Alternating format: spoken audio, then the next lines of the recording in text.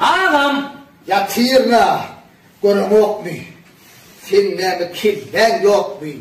Yatılı yılanım diyen o, sen son bilen yok mu? Ne çocuğa seri? Hiç adam etme çocuğa seri. Ağamcan ben sana dönem ha istettim. Tədaydım, qoşqu düdüp veray, sözlerini veray dedim. Bor deydin, bir heptiden cana derneydin, cana metmedin, bol ya, ödüm bendim, gerifememe, yatırdın ağam. Yatamağa ben. Ha. Dönüdüp yatıyorum. Aydın deydin ha? Aydın dedim, təbi. Geçen hep de adıma düşer mi? Sana da oynan aydınlar mı? Geçen etti. Ana. Sen onun tayin. Tayin mi? Tayin. Ağam şey der falan dedim, hani? Ana söyle. Təbi. Hani inni geçin. Aha. Yürekleri açın. Aha. Kravatı çum. Gürlükmedi yiyip için. Hani inni tam edin. Dur. Sen bunu yola espitran aydı mı? O ne öyle sütün aydın? Ha, ne bakım konu? Ni может быть. Ne. Может быть. Ferit. Ne?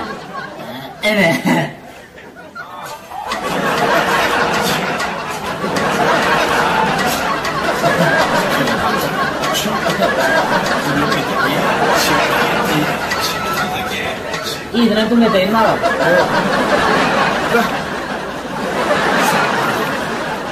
Ne kabak görünüyorsun?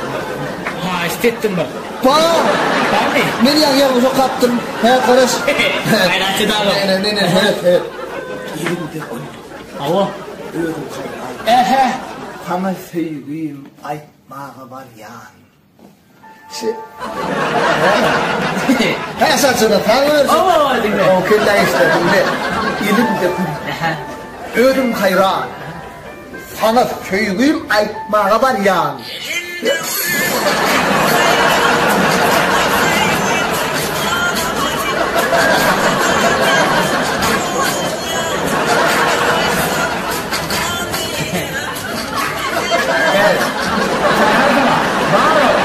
Maro. Civil. Sen duyalım. Maro. Nasıl telefon koy? Allah'ın koy. Bu nasıl ya benim kanımı? Dur.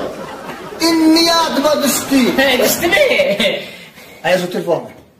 Dur. Hayır. Dinle. Elimden tut. Yıllara gidelim. Asman yüzünü biz bile seyredeli azat dönmez. Bila. Ha. Yok. Bağımsın. Yok. Yok değil mi? Bağımsın. Yok gerektin lan la. Yok değil mi? Mol ya değil bana. Akbalın bağla insanı. Uzun giyeceğim yetmez bana. Hayran sana. Miris sana. Neylede? Ha. Dinle. Aylığım bergin sana. Aban hitlere bana. Hayran sana. Ve sana yok. Hayran sana. Doğru taray.